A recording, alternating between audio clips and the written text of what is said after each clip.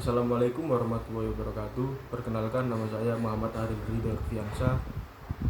Saya berasal dari Kota Gresik, Jawa Timur. Bagi saya agribisnis Fakultas Pertanian. Saya di sini akan membacakan orasi tentang kenaikan UKT yang mahal. Kenaikan yang baru-baru ini terjadi dalam uang kuliah tunggal atau UKT telah memicu debat dan kontroversi yang luas saat lembaga-lembaga pendidikan tinggi bergumul dengan tantangan keuangan dan tuntutan yang semakin meningkat untuk pendidikan berkualitas. Keputusan untuk meningkatkan uang kuliah tunggal telah menjadi titik fokus diskusi. Dalam artikel opini ini, kita akan menjelajahi implikasi dari tren ini dan mengeksplorasi dampak yang beragam dan kenaikan uang kuliah tunggal di perguruan tinggi. Kekhawatiran utama seputar peningkatan uang kuliah tunggal perguruan tinggi adalah beban ekonomi yang ditanggung oleh mahasiswa dengan biaya kuliah yang mencapai tingkat yang belum pernah menjadi sebelumnya. Banyak mahasiswa terpaksa mengambil utang yang besar atau mencari pekerjaan tambahan untuk membiayai pendidikan mereka. Tekanan keuangan ini tidak hanya mempengaruhi kinerja akademis mahasiswa, tetapi juga memperburuk ketimpangan sosial ekonomi dengan membatasi akses ke pendidikan tinggi bagi kelompok yang kurang beruntung. Sementara para pendukung berargumen bahwa kenaikan uang kuliah tunggal diperlukan untuk menjaga standar pendidikan yang tinggi. Para kritikus berpendapat bahwa kenaikan biaya tidak selalu berarti peningkatan kualitas. Dalam beberapa kasus, alokasi anggaran mungkin memprioritaskan pengeluaran administrasi daripada investasi dalam fakultas. Sumber daya dan program akademik menimbulkan kekhawatiran tentang tergerusnya nilai pendidikan. Selain itu, tekanan keuangan yang meningkat pada mahasiswa dapat menghambat kemampuan mereka untuk sepenuhnya terlibat dalam penelitian akademis, dengan demikian mengorbankan pengalaman belajar secara keseluruhan.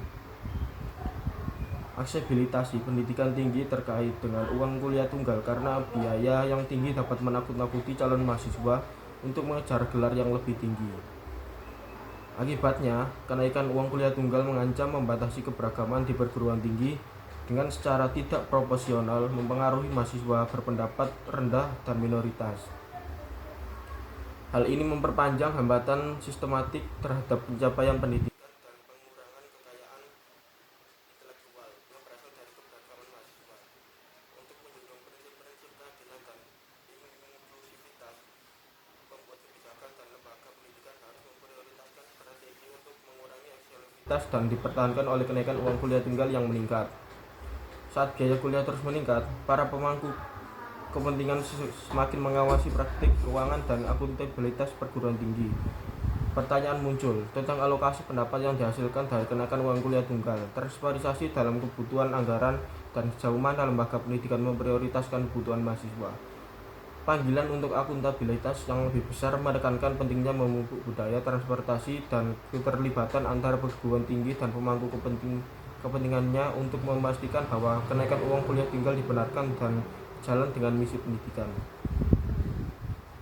Dampak dari lintasan saat ini dari kenaikan uang kuliah tunggal meluas melampaui batasan keuangan yang langsung. Beban utang mahasiswa yang meningkat memiliki dampak jangka panjang terhadap stabilitas keuangan individu, pilihan karir, dan kesejahteraan secara keseluruhan.